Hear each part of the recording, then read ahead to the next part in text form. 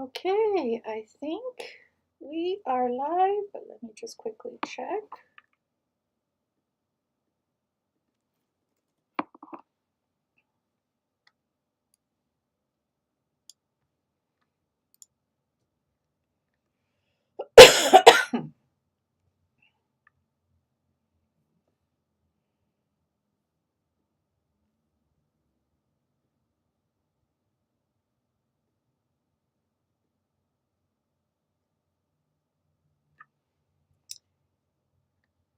Whoever's live now, feel free to say hi, making sure I can hear you. Lacia Princess, welcome. Let me know where you're joining me from.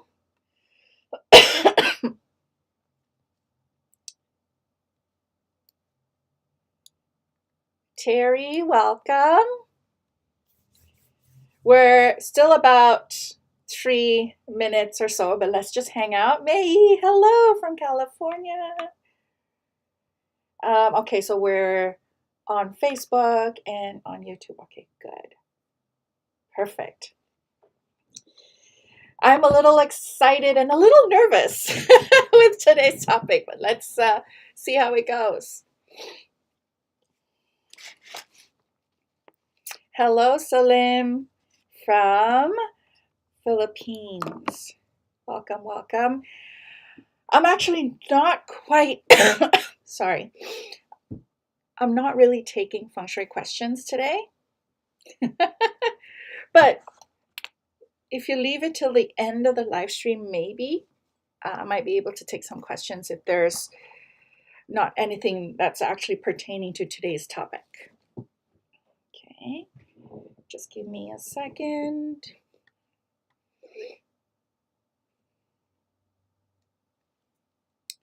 Welcome, welcome.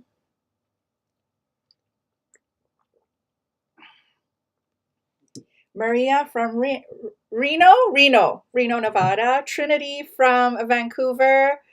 Brianne, I think you reached out to me on Instagram. I just saw it this morning. If it was you, thank you. I didn't even realize it, but I'll definitely get that fixed. Lapel from Detroit, welcome.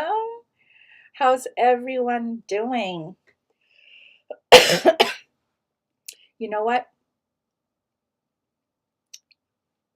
I'm going to take one more dose of my cough syrup before we officially start. I'll be right back.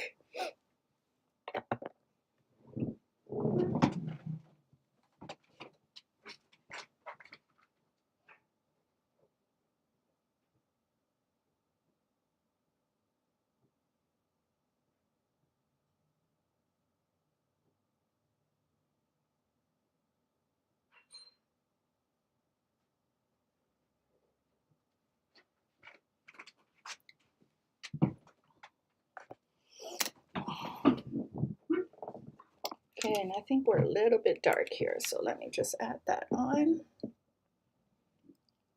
Much better. Welcome, Linda from the UK. All right.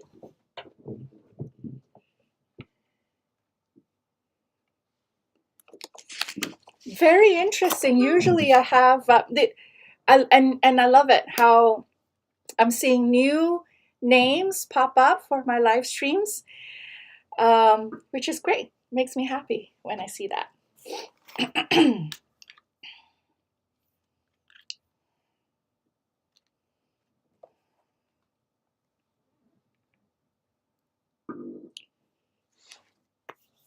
So how are things for everyone? We are May 25th, 2023. It's pretty crazy. We're almost halfway through the Western calendar.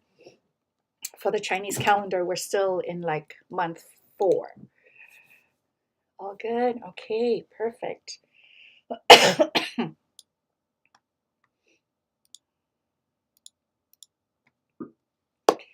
All right. Welcome, everyone. The topic for today's live stream, I've kind of informally talked about it either in my live streams, on my website, but I've talked and used this, whatever that we're broaching on today. I've used it for the past, officially for the past 3-4 years, but I've been studying it for many, many, many years. So if I am brand new to you, my name is Safrina Kadri. I am the founder of Feng Shui and Prosper, and also the creator of Hem Fertility Method. And I know most of you guys know me as a Feng Shui person, right? And that's been my public passion for the past 15 years. However, behind closed doors, for those of you, some of you who are members in my offering called Manifesting Code since 2017, I've been kind of stepping out of my Feng Shui container and talked a little bit more about law of attraction, about energy healing, energy psychology, vibration, frequencies, and all that. And today we are talking about high dimensional healing, high dimensional chakras. I'll talk about why it's important in our path, not just to change our lives, but also it helps us to attract our and get clear on our mission in this life, attract the situations that we desire more in our lifetime. And I'll talk a little bit more about that. So some of you are a little bit scared, a little bit worried that I'm stepping away from Feng Shui. While it is true, I am stepping away from doing Feng Shui consultations. Sorry, I have a lingering cough here. It has been a while since I actually took on a private Feng Shui consultations, but that's what my associate and my students are here for. They're taking over, helping me serve and support my Feng Shui clients. I am now here being very transparent here. For the past 3-4 years, I've been asked by Mother God, Father God, universe, my soul blueprint.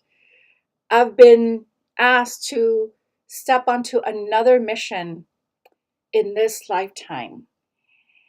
And being very honest, this is a mission that scared the heck out of me. It still does, because it's a big one. It is a mission for me to help women over 40 struggling to get pregnant when science and medicine and their doctors have kind of let them down.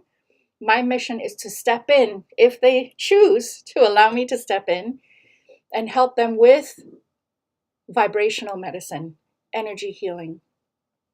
And part of that path means me taking them through healing and clearing their higher dimensional chakras.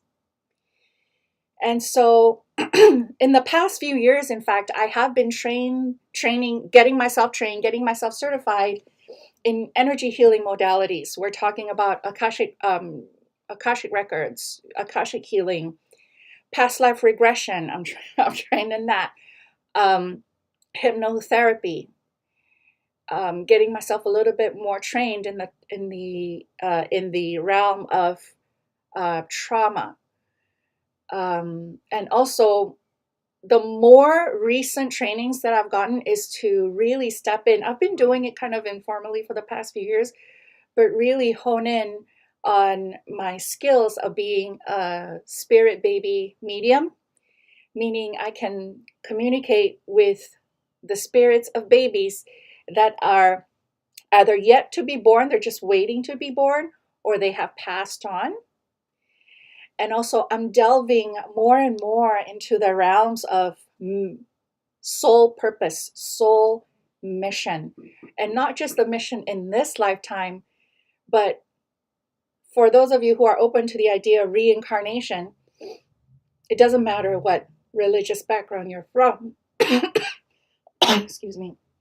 But for many of us, in many of our reincarnations, our re-embodiment on Earth, most of it revolve around one soul mission. And so, am I stepping away from Feng Shui? Hardly.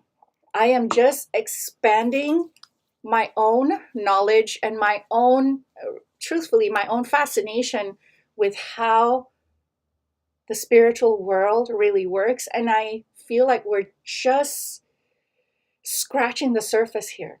And I am still on my like baby level, my toddler level in terms of delving into the more mystic, the more mysterious side of energy and healing and the universe. I'm so sorry if I'm coughing in your ear. I thought my cough would be gone by now, but it's allergy season, so I'm just going to work with it. And so Feng Shui will always be one of my first loves. It's not my first because prior to me being a Feng Shui practitioner, actually, I was an energy healing practitioner. And I worked specifically with clients who struggled with post-traumatic stress disorder. And I used energy healing methods to help them get over their past trauma when talk therapy has not worked. So I've kind of gone back to that model of supporting my clients, and whether or not they're here as my fertility clients or, you know, as members in my manifesting code group, which I'm closing, by the way. I'm not taking any new members right now. It has been such a fascinating journey for me to really see the difference it can make in one's life, not just in terms of like health, relationship, and finances, but also in terms of clarity of your purpose. How many of you guys here are like, I feel like I'm here for a reason. There is a reason why I am here now. I just can't figure out what I'm supposed to be doing with this life. How many of you guys kind of understand that? Put it in the comment if that kind of resonates. It might, because I know I have clients who come to me and they're like, specifically they wanted to get their astrological charts read to kind of figure out what their higher purpose is. But in all honesty, the astrological chart is just one piece of our soul mission, our soul blueprint. There's so much more that goes into that. And hopefully I might be going all over the place because this is a huge topic, right? But just bear with me, and I'd love to welcome your questions. Again, I'm still a student. I don't pretend to know everything about the universe, about the galaxy. Obviously, I don't, and no, I don't think anyone can claim to. But whatever that in my studies and in my exploration and my research, if it's a question that I can offer a perspective on, I'm happy to do so. Okay. Hi, Rosa. Hi, Hedy, Maria, Vishnu, you're here. 644, kind of true. I do wonder also. Yeah, for most of us, we have this question of, what is my life purpose? And I've actually gone another level up, is what is my soul purpose? Meaning it's the same purpose that I will have in many different lifetimes.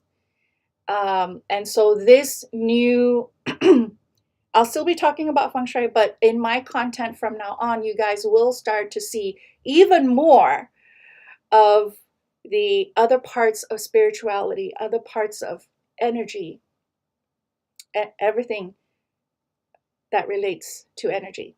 Okay. Plus, obviously, still talking about Feng Shui. But for today, my focus will be on higher dimensional chakras. And so, how many of you guys, again, put it in the comment if you have heard of chakras. And if you have heard of chakras, like, you know, if you do yoga, if you're doing Ayurvedic medicine, or anything like that. You work with crystals. You've probably heard of chakras.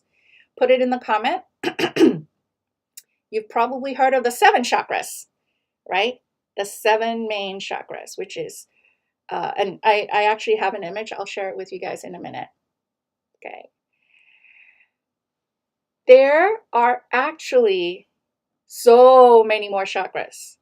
One of the Hindu gurus that I loosely follow, Sadhguru, he says, I think it's about 104 or 106 major and minor chakras, right?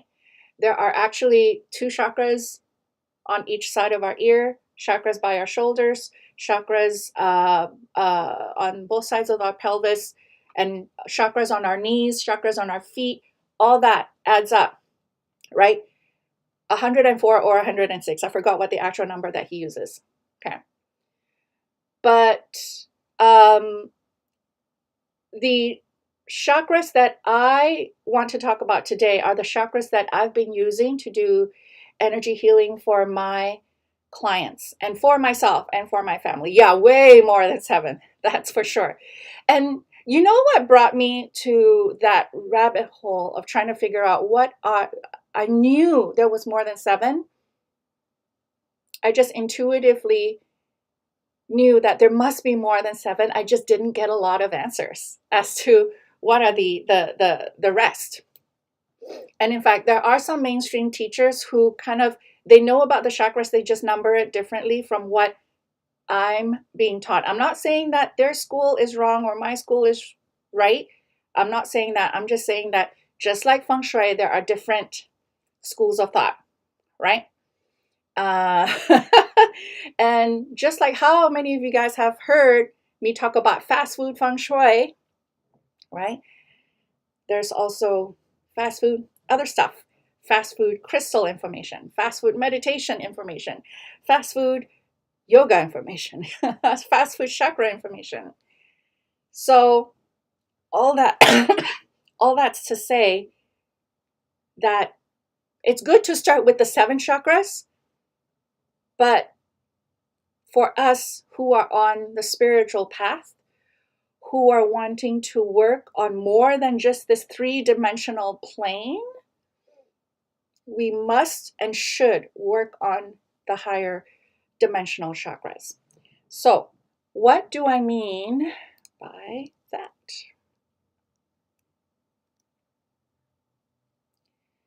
All right, so here is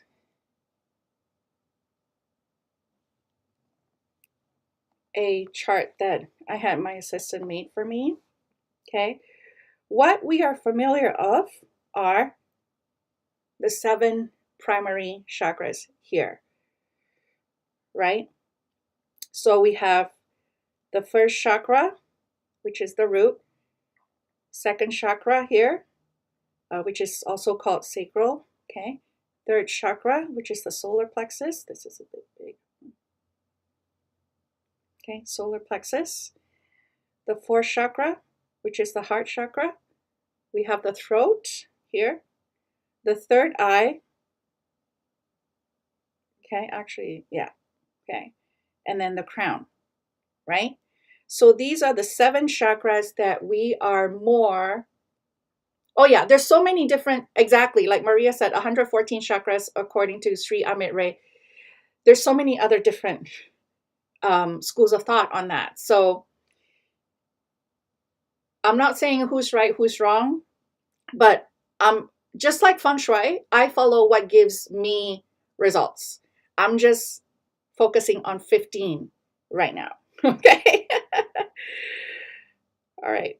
So with that said, so we have the 7 primary chakras, but what I have been trained since a couple of years ago is the 8 morphogenetic chakras.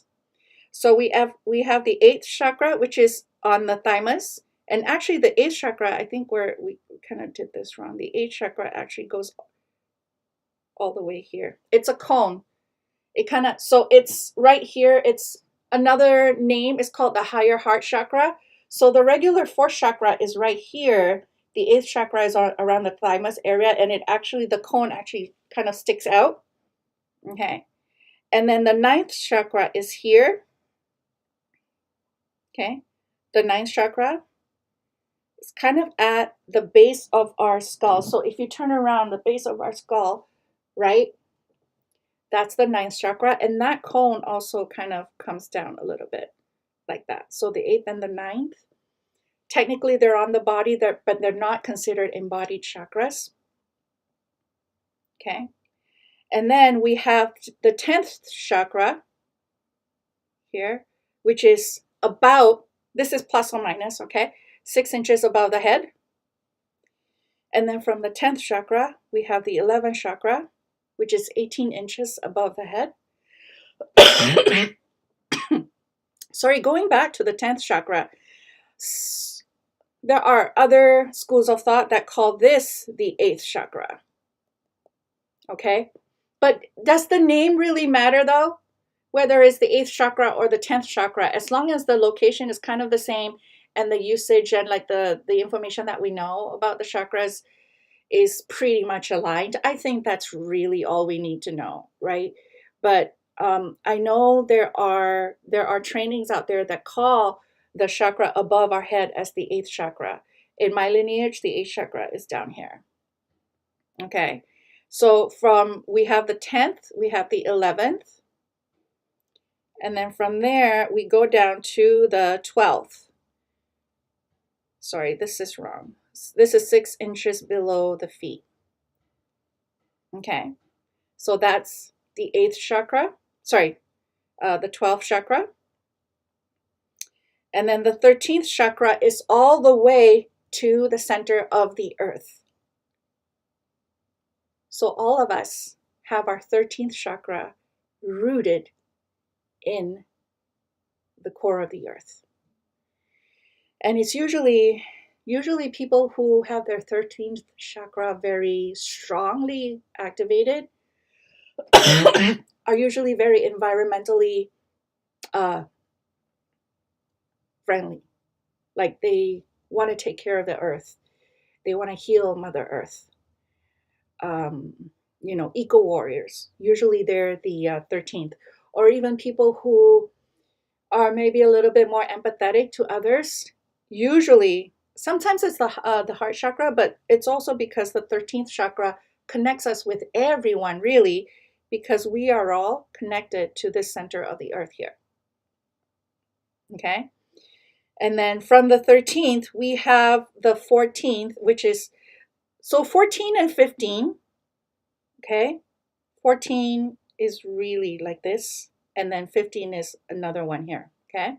So it's up and down, above us and below us, okay?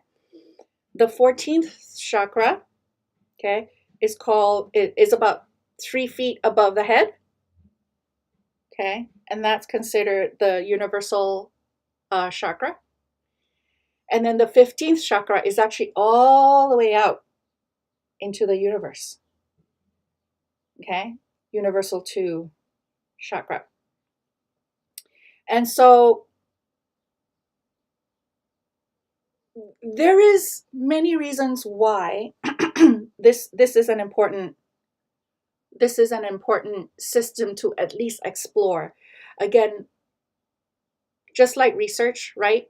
There will be scientific research that says, oh, this is the right information. And then years later, they might do another scientific experiment and say, hey, actually, we weren't quite right when we were explaining this. So I am keeping myself open to how all of this works. Okay. Edwina's got a really good question. I'll touch on that in a moment. Okay.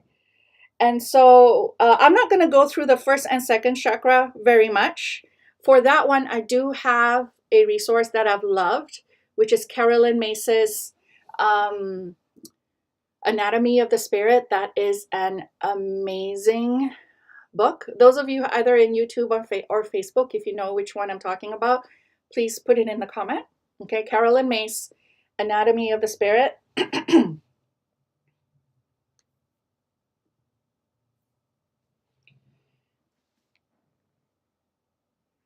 And hold on. Sorry, bear with me. I'm just dealing with a few different screens here. Yeah. So,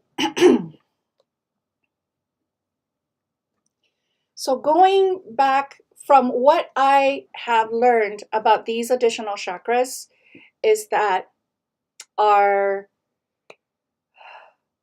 like I mentioned about life purpose and soul purpose, actually soul purpose is more in the higher dimensional realm.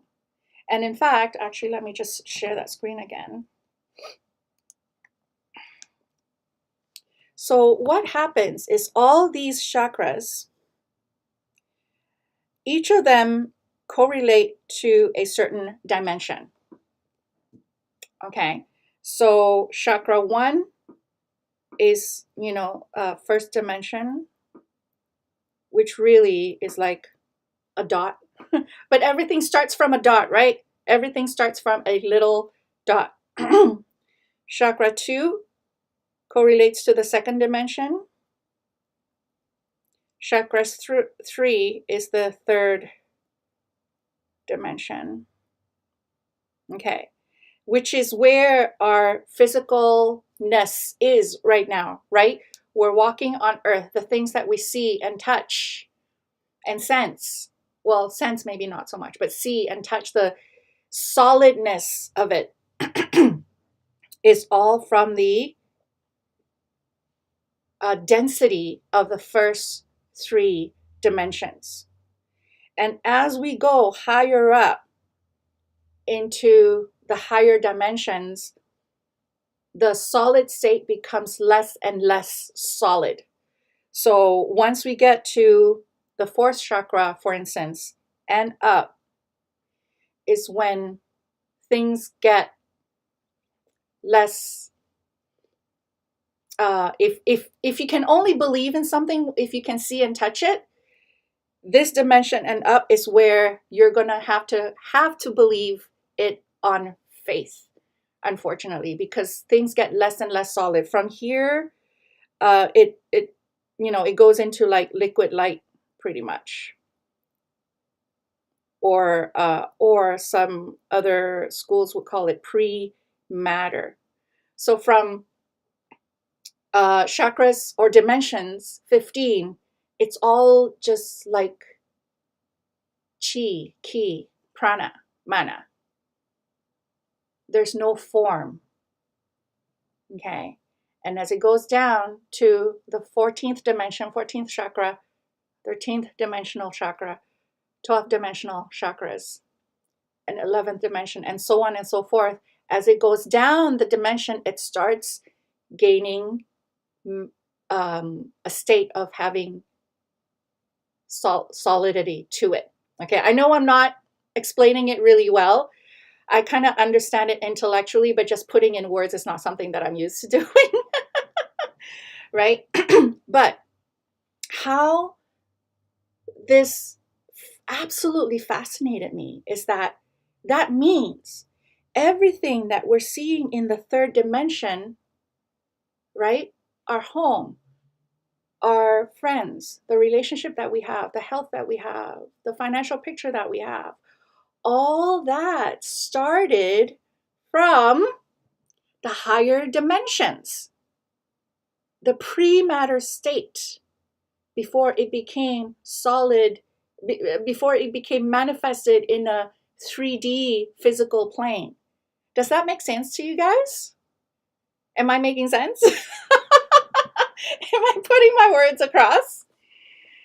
So all that is to say, everything, and for those of us who are in like the law of attraction path or the manifesting path, for instance, if we want to manifest, just visualizing actually is not enough. Because most of us, we're still visualizing in the 3rd dimensional realm. If anything, you need to work from the 5th dimension and up. Yeah, thoughts become things, exactly. And when they are thoughts, they are in that pre-matter realm, right? So only then, when they gain strength, i.e., the thoughts that we feed them, then they gain the ability to manifest in the 3D, whether it is actually something that we want in our lives or something that we don't want. We are all power manifestors. But the question is, are you consciously manifesting what you want? Most of us, we are subconsciously manifesting the things that we don't want because we keep putting our energy, our chi, ki, prana, via our thoughts, via our emotions, feeding into fear and worry and not enoughness, lack of self-love. And all that is percolating in dimensions 5 and up. And if we don't nip it in the bud, it will come down and manifest in the 3D dimensions, appearing in our lives. Even though we don't want it, we manifested it. Okay. So that is why, even if the idea of 15 chakras is a lot for you, there is another school of thought that says if you want to manifest, then you need to work with chakras 4 and up. 4, 5, 6, 7. Even if you work with the main 7 still. Okay? What is chakra 4? The heart chakra. What is it known for? Universal love. And I know this is kind of, very like kumbaya or whatever. But the 4th chakra being the first one above the 3rd dimension, once we can get over the 3D type of thinking, the 4th dimension, when we have compassion, when we have more love, not just for each other, but love for ourselves as well, extend that back to yourself, then that will help us in bringing down from the higher dimensional realm what we want. Okay. Fifth dimension, in terms of our, what we know usually for 5th dimension is communication. When you speak your truth, for instance, you're telling the world, you're telling the universe that you are claiming something that is the truth for yourself, making yourself known what is important for you to be known. Then you will start seeing more desirable 3D manifestations around you. Your 6th chakra, our inner vision. When we get insights, either through our dreams or through, if we meditate, if you open to meditation, and we're giving guidance. But how many of us, when we get an intuitive hit or a spiritual guidance, but we question it, right? I still do it. In my meditation, like a week and a half ago, I was told that I'm on my path to create my own healing method. Right after that meditation, I'm like, I don't know. I don't know if I know enough to actually create an energy healing modality. But then I catch myself. So how many times do you catch yourself being given insight and guidance, an intuitive hit, and then you don't listen to it? You start questioning it. Oh, maybe I made that up. I'm just imagining things, right? How will our lives change if we start trusting our inner vision?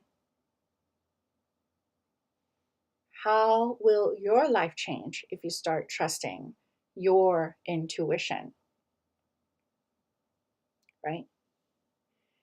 The 7th chakra, top of the head.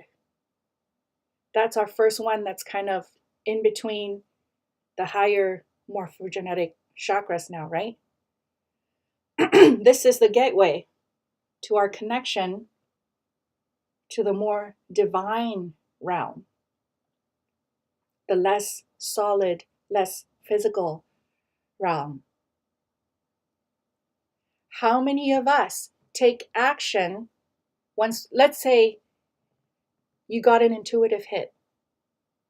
Maybe it came through a dream. Okay. And then we don't know what's at the other end of taking action on that. We don't know, but we take it anyway on faith, right? That's part of us trusting the guidance, trusting that wherever, however that message came through, that it is there, it was given to you for a reason. And I can only share with you guys what I've done for the past many, many years in my life. That once I trusted and I did not question the information that came through me and acted upon it, things shift. If you want mini miracles, it's in activating or trusting in that higher dimensional realm that it's connected to you, forever guiding you, forever feeding you with insights and information. Question is, will we hear it? Will we see it? Will we take action on it? Okay. And so,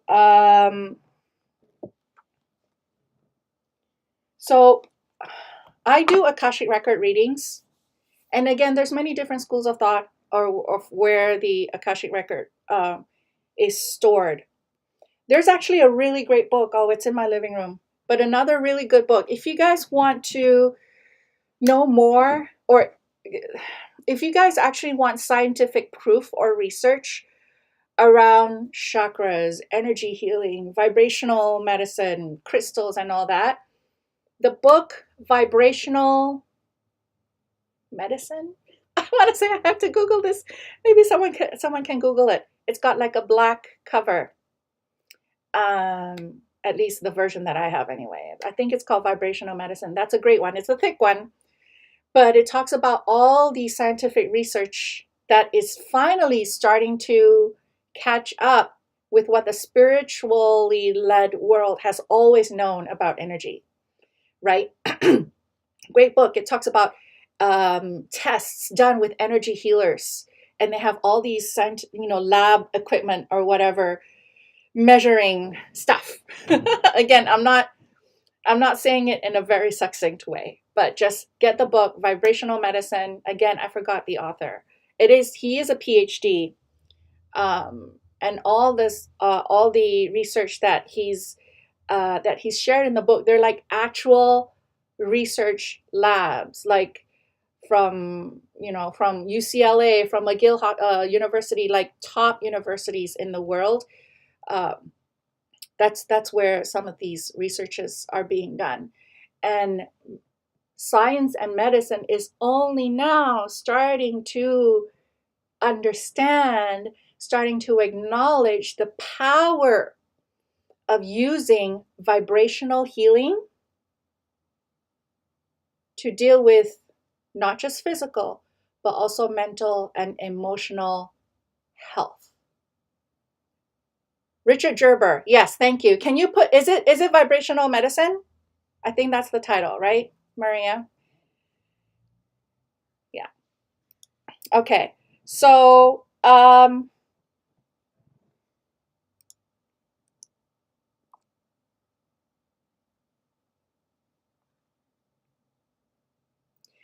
Edwina's got a question about the chakras and the Merkaba.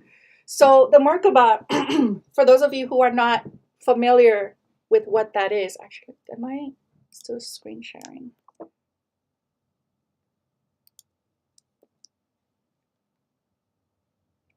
Are you guys still seeing my screen share? I can't tell. Anyway, in all honesty, I've just started working with the Merkaba maybe a few months ago.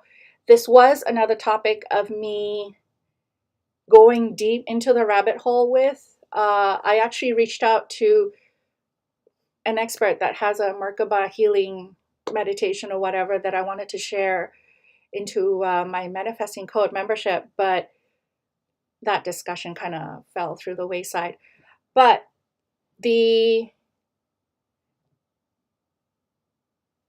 personally, I'm still not very convinced with the Merkaba information out there. There is apparently, again, I'm not saying this is the correct information. That's part of the reason why I didn't want to talk about Merkabas. But since it's a question, there's many different schools of thought. There's also, actually, the chakras correlate to certain points in our body. That's like a grid form as well. I'm actually delving more into that first. I forgot a Kathara grid. So we have the chakra here, and then we have, I don't want to call it chakras, that's because it might just confuse people, like power points, power centers here, power centers on both sides of our hips. Something's in my backyard. They form a grid. And I forgot what the name of the grid is now. Some people call it the Kathara grid, and I'm delving more into that in terms of how to use that as a healer, how to heal my clients. But I have heard of Merkaba information where apparently fast food Merkaba says the Merkaba looks a certain way and how it correlates to the body points. But there's another teacher, again, depends on where you resonate this, how you resonate with this, in that the real Merkaba actually is tilted a little. There's an access point, I think is what they say. Anyway, I don't know. I'm still kind of checking in with my own higher self guidance in terms of which information to follow. And that's another thing. How do you even know what's proper information out there? What's actually proper teaching, right? There's a lot of really bad information out there. Not all of them are bad teachers. However, what we do need to be careful of in the spiritual world, and I mentioned this in some of my previous trainings, and I think it kind of freaked people out. But if you're on this, how many people do we have right now? Okay. But if you're on this live stream, you're probably prepared to hear this, or you're probably even know it already. Excuse me. Not all spiritual teachers are working from love and light. Some spiritual teachers work from the darker side of things, which is why if you don't do enough spiritual protection on yourself, taking care of your aura, taking care of your shield, your energetic shield, you might find yourself drained easily, because there are energy vampires out there, whether they're spiritual teachers or not. Sometimes they're just like walking around in shopping malls or whatever, right? And we just bump into them not knowing who they are. They suck your energy dry. They can be people you know. They can be complete strangers. That's why when COVID first started, was it COVID? No, or when the Ukrainian war first started, there's this worldwide meditation praying for peace. I know the intention, and a lot of people gravitated towards those worldwide peace meditation with good intentions, right? They want to stop the Ukrainian war from going further. However, there are people among us who know how to tap into everyone's energy, tap into these higher dimensional realms, i.e., the 13th chakra that is in the center of the earth. They can also tap into the 14th, the 15th. Because the 14th and the 15th is so high out there. so far out there that everyone's chakras kind of 14th and 15th chakras all intermingle. That's how you tap into that. And so if you go into those big group meditations and you don't know everyone in there, how do you know you can trust that there are no energy harvesting is one way? Yeah, one way of saying it. They, just like a vampire, they take your essence, they take your energy, which is why some of you guys, when you do that, you actually feel more tired.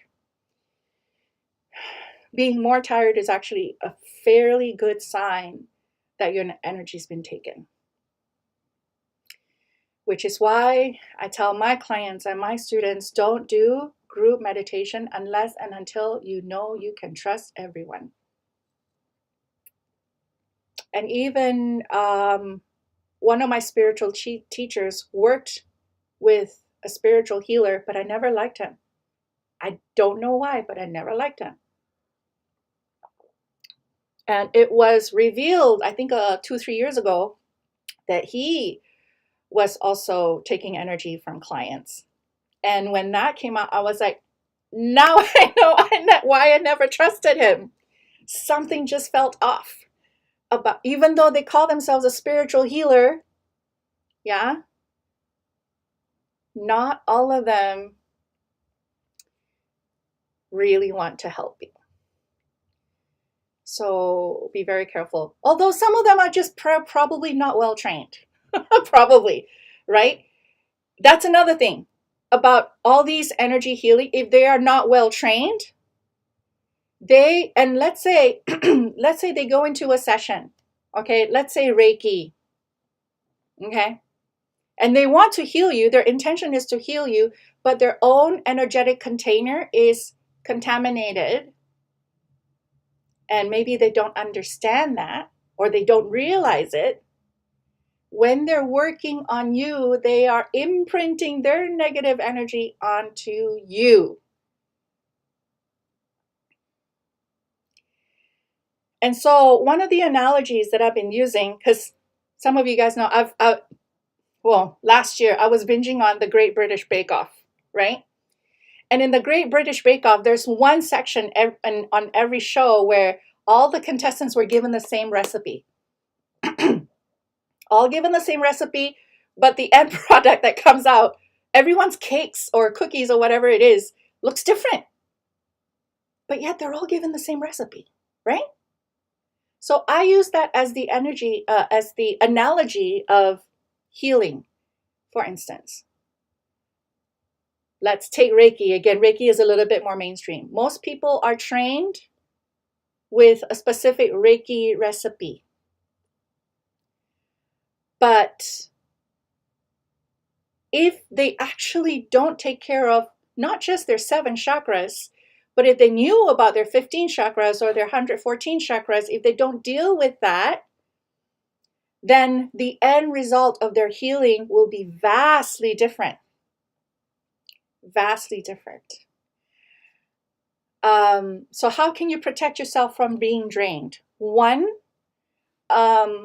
this is the easiest one. However, I know some people probably don't like doing it based on their spiritual or religious belief. But Archangel Michael is one way. I still use it. I invoke Archangel Michael's protection to protect me, protect my family. However, the better ways is really to fix your aura. Specifically, since I'm talking about the 15 chakras, all your 15 chakras needs to be balanced and cleared. And then a proper energy healer will also sense your aura to see if there are cracks, if there are tears, if there are portals. Portals are basically kind of like a siphon.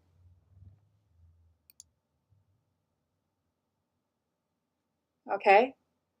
Like, let's say there's a siphon kind of stuck in your aura, just making it very easy for people to like siphon energy off of you. So you can visualize there's a good, better, best solution, right? So the good, something better than nothing solution is just to visualize you having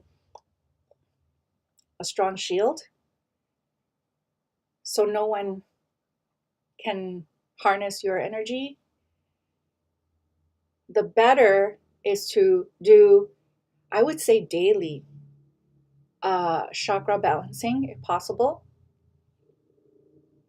My manifesting code members know how to do that. The best is actually going to a higher level healer, maybe even if they just work on the 7 chakras. But if they can clear your 7 chakras properly, then you do your own chakra maintenance. Let's say with sorry, it's a crystal. I have my wand there. Selenite, right? You can do selenite, you can do saging, but that is maintenance. You can sage yourself, you can smudge yourself, but that should be step 2. Step 1 is like a deep clean of all the chakras. Go to a proper energy healer for that, and maybe see them maybe every few months, right? Just for a recharge, just for a boost. And then in between those appointments, you can do the selenite wand, you can do the smudging, you can do I'm missing my names. You can use obsidian or whatever to kind of absorb or take away that negative energy out of you. Okay? But when you visualize light, visualize white light, because white light repels, right? So that when someone tries to go into your shield, they're being repelled. So that's like a something better than nothing kind of protection. But yeah, definitely trust your instincts. If you go to have a massage even, right? Because they're literally touching not just your physical body, but your etheric body, right? If they feel a little iffy, don't go for a massage. You never know what either they consciously or unconsciously do it. They might imprint undesirable stuff into you. That's my PSA, my public service announcement on that. So there aren't a lot of information about the higher chakras, unfortunately. There just isn't. The the teacher that I found, unfortunately, she apparently, I guess, she had a divorce a year or so ago, and so she's now offline. There's no courses being taught or whatever. Ashaya Nadine. That's where most of my stuff and my teachers kind of trained under her. And then that's how we do the higher dimensional healing with the 15 chakras. And so with the 15 chakras, just to open the possibilities up for you guys, right? So obviously the energy, even if we just talk about the 7 chakras, when one of our chakra is blocked or unbalanced, right? Sometimes one chakra is too strong and another chakra is too weak. You want it nice and balanced. Just like in Feng Shui, you don't want one element to be too dominating. You want all the 5 elements to be well balanced, right? So when a chakra is blocked or unbalanced, then physical, mental, emotional, spiritual dis-ease, okay, discomfort manifests. And so I'm not saying don't go to the doctors. I'm not saying just like me with my cough, right? I still take my allergy pills, my seasonal allergy pills. I still take my cough medicine, but it doesn't mean I'm just going to visualize my cough away. It doesn't mean I'm just going to clear my throat chakra, because trust me, my chakras, I've been working on my 15 chakras for months now. They're cleared. Right? But occasional stuff still comes up. So the healing is never done, by the way. So when the occasional stuff still comes up, it's asking you to further heal. Okay, and so our fear and worries or blockages around relationship and money, they get stuck in our chakras as well. So when you clear the chakras, you're also clearing the blockages around that. And even past life stuff, it's been, again, different schools of thought would say it's stored in different dimensions, different chakras. But anything relating to our soul. So let's say our soul contract. Carolyn Mason has another really good book called Sacred Contracts. So our soul, our sacred contracts, from Ms. Mace's explanation is, and I've found this to be true in my communication with spirit babies, in that before all of us are born, we have agreed to certain life experiences. It could be loving parents, it could be abusive parents, it could be having being on mission to be a healer, or being a mission to be uh, a dictator. Okay, we've all agreed to a specific life experiences in each of our embodiment. So I mentioned before, the first, second, and third chakra is our 3D realm, our 3D physicalness, right? The fourth, fifth, and sixth is our soul. So a lot of the information about our soul purpose, our even our sacred contracts, all that is in the fourth, fifth, sixth dimensional chakras. And then the seventh, eighth, and ninth chakras, seventh, eighth, and ninth chakras are considered our oversoul, higher than our soul, okay? The bosses of our soul. And there's even more stuff, connection to that. Okay, sorry, I made some notes on that.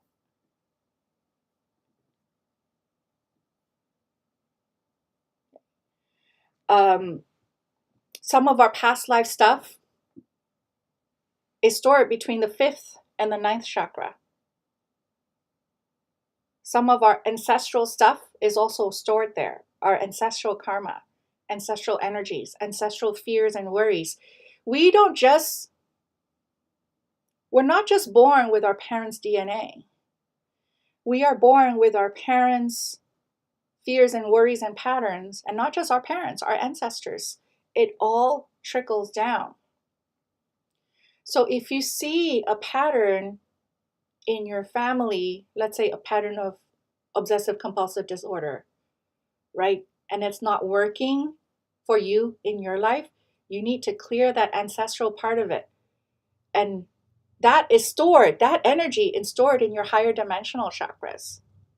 That's why you need to clear that. In fact, yesterday I just did a mini session of clearing. Oh, this is another thing. This is karma. I have clients says, can you actually clear karma? Yeah, because karma is just energy that is stored, information that is stored in your higher dimensional realm. So yesterday I did a mini relationship karma clearing, inherited imprint karma clearing, inherited money karma clearing. It was a mini session, but all that really is just scrubbing. Just imagine me with a little scrubber, like clearing out as best as possible your chakras on that. Well, not me. I work in tandem with everyone's higher self. So I don't do the healing. I'm just like the guide to heal to working in tandem with all my clients' higher selves, and my higher selves will be the one that determine, okay, for this person, it is in their best interest to no longer be afflicted by this karma. Then that's the karma that this higher self will choose to be cleared for that particular client. I don't do the choosing. their higher selves do. And where are their higher selves? Dimension 5 and up. I don't want to say specific dimensions because, again, different school of thought will have, oh, your higher self is in your 8th chakra. Your higher self is in your 12th chakra or 15th. Like, do I really technically? Sure. Intellectually, I want to know where they really are. But really, when I talk to my higher self, and my higher self says, you don't need to know all these things. You just need to know they work. And those of you who can talk, who can communicate, who are in connection with your higher selves, you know sometimes they can be a little interesting when you hold conversations with them, right? Sometimes they're like, no, this is the information that you're ready for right now. And that's all we're going to give you. So even though I'm asking for further directions, they're like, no, once you finish this bit, finish this homework, then we're going to give you more. That's kind of how higher selves work as well. But they're the ones that determine, for instance, in karma clearing, rebalancing your karmic debt, karmic load, they're the ones that determine, okay, what have you learned in this life that you no longer need that pattern of? That's the one that gets cleared. Okay. All that is done through chakras 5 and up. Okay.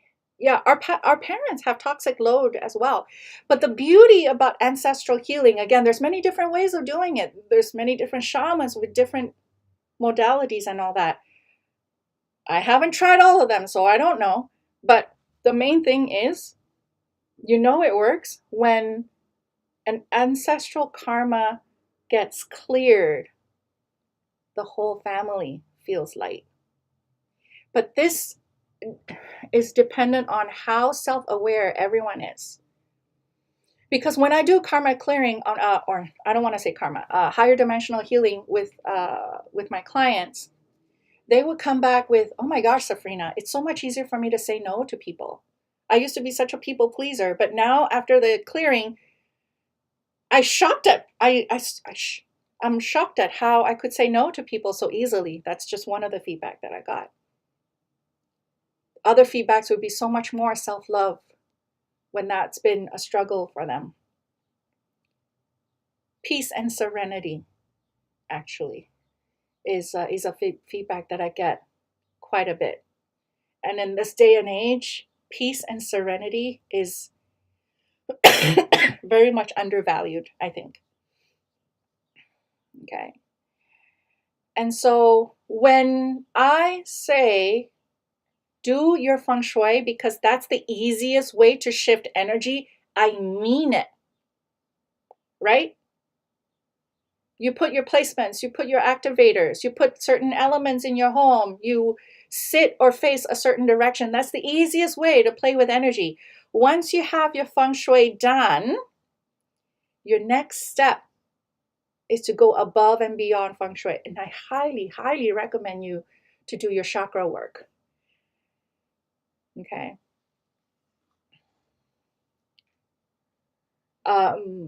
Because sometimes even, there are many things that Feng Shui can't touch. Feng Shui cannot touch your karma. So if you have a karmic situation around money, the Feng Shui can only activate money to a certain level.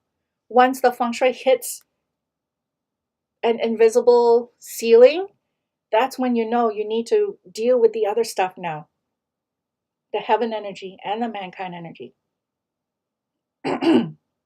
And when you work with your chakras, it works on both the heaven energy and the mankind energy. That's the beauty of higher dimensional healing. So I know this is just kind of just like a preview, but I didn't want to, hit you guys with too much woo-woo stuff because actually I know that to be something that can turn people off as well. So I guess I'm just doing it in baby steps right now. But I hope this has been helpful, just to kind of open your eyes a little bit. Again, there's not a lot of 15-dimensional stuff that you can find there, but there's a lot of 7-dimensional, 7 chakra stuff that you can find. So start with the books by Carolyn Mace, Those are great starting points. If you want to work with healers, trust your instincts on which one to choose. It can be as simple as, you can invoke Guan Yin or angels or whoever and say, hey, Guan Yin or Ganesh, whoever, help me choose the right healer for me, right? You can use that. Invoke spiritual guidance. They're there for us, okay? But if any of you guys are open to working with 15 chakras, I will be announcing my healing packages for. It's a group package where I could take up to 20 people per session, and then not me. I will be working with all your higher selves to work through the 15 chakras with all of you for many different with many different topics. Okay, but all of you need to start with the basic cleaning of the 15 auras, 15 chakras. And then from there, we can clean traumas or karmas or fears and worries. And then also light up your life purpose, light up your soul purpose, light up your intuition. Many of my clients, actually, they had issues meditating. And then once, from the first session of auric healing with me, they started being able to meditate and get insight. And that's the beauty, is once your chakra is unblocked, then your intuition gets stronger. Your connection with your higher self is stronger. Your connection with spirit, with the divine, is stronger. So that also helps you with leading your life with more clarity, with more confidence. Because every time you have a question about your life, should I take this job? Should I marry that person? Should I whatever? The answer is within us. And the answer is higher dimension. So you go inwards, connect with a higher dimension, and the answer is always there. You don't give your power away. I'm not saying don't go to like psychic mediums or whatever, because some people just can't. Some people, they're not that their connection is gone, it's their connection that's weak. So it's for those people that I still do my baby spirit readings, right? It's for those people that I still do past life readings. I still do Akashic record readings because they're still blocked. Actually, I should say, for some people, they can't meditate, for instance. And it's not just because their chakra is blocked. Sometimes it's because of what they did in a past life that higher dimension deems them to be too dangerous to have the inner power. Am I freaking people out here? Yeah. So that's why for some people, their ability to meditate, their ability to connect with their inner power is a little bit dimmed to kind of save the world from them. And they needed a few lifetimes to kind of be put in the bad girl corner or bad boy corner for a few lifetimes. And then after that, their inner power, their spiritual power will start being given back to them again. Because again, just like how energy vampires, those are bad girl, bad boy people, right? If they do enough of that, the higher dimensional realms will say, okay, no, we're putting you on timeout. We gave you this power and you misuse it. We're giving you a timeout. So you have a few lifetimes of struggling with these inner spiritual power stuff. So you won't be able to get information if you try to meditate, or you can't see anything if you try to visualize, or your other intuition is just muted, dull, right? Yeah, so sometimes it can get unblocked once the chakra is unblocked, but sometimes there might be a higher reason why someone is being stopped from getting connection with that higher dimensional frequency or capability. Okay. So I know this is a weird topic. How do you guys like it so far? Yeah. So I'm meaning things like lead and heavy metals, but it's so amazing relating is my point. Yeah, okay, yeah, great. Oh, hey Donna, you're here. So you guys like it? This is not even the wooer part of me. I'm still having to edit myself from sharing too much of the really weird stuff. I can't even share it with my family because my daughter's like, you are weird, mommy. I'm like, and I'm not even sharing all my weirdness with you guys or even with the world. So, but in a nutshell, whatever you want to see in the 3D, okay, that is a result of energy that we pulled down from the higher dimensional realms. We just didn't realize we were doing that. Okay? So, if there's a certain area in your life that you want to heal, let's say relationship, let's say finances, let's say health, we have to work with the higher dimensional stuff. Sure, go see your doctor, go with, work with a financial planner, maybe work with a dating coach. Still do that. Still do the 3D stuff, three-dimensional stuff. But we must and we should deal with that issue on a higher dimensional realm as well. It's not, there's no ifs or buts about it. It has to be done that way. Okay? And that is when my clients can tell you, that is when synchronicities happen. That's when mini miracles happen. That's when things are not supposed to happen, just happen out of the blue, and it's a nice surprise. That's when you step into your power and you realize, my God, I've just been walking around like a zombie, not awake, just moving around, but not fully awake. Once you understand, once all of us understand what our purpose here is, a lot of our fears and worries, not that you don't fear and worry, like, okay, you still have a bill to pay, sure, but the intensity of that fear is so much lower. When you work with divine and realize that you are divine, I mean, come on, we have 15 dimensions and more.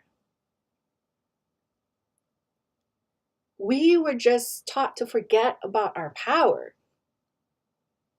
And once you reconnect with that power, that is when you realize a lot of your fears and worries are unfounded. Okay. So you guys are loving it. Oh, yay. Enjoying this live chat. Yes, Sacred Contract is a great book. How do we work with the higher dimension? The 15 dimensions, I will be putting out packages around that. But Sam, you're in my manifesting code. Oh, wait, you're not in. Yeah, you're in manifesting code, right, Sam? I know we just only have a few more months of that. But I've been doing auric clearing for the group. If you're in there. I don't remember, sorry. Anyway, I gotta get going. Gotta go pick up my daughter. But thank you so much for your questions, your comments, your feedback. And I'm not seeing the, I know most of you guys follow me because of Feng Shui, so it's a little bit weird for me to be broaching this kind of topic, but it is important because Feng Shui is great. Feng Shui is the easiest part to change our lives. After you do Feng Shui, you do the other stuff. Okay. And if you have any questions about this, feel free to message me, email me. I'm on WhatsApp, I'm on Messenger. And then, and sometime next week, I will be, if you're on my mailing list or if you're following me on social media, I will be announcing some higher dimensional healing packages that you guys can figure out if it's your next step. All right. Take care, everyone. Bye.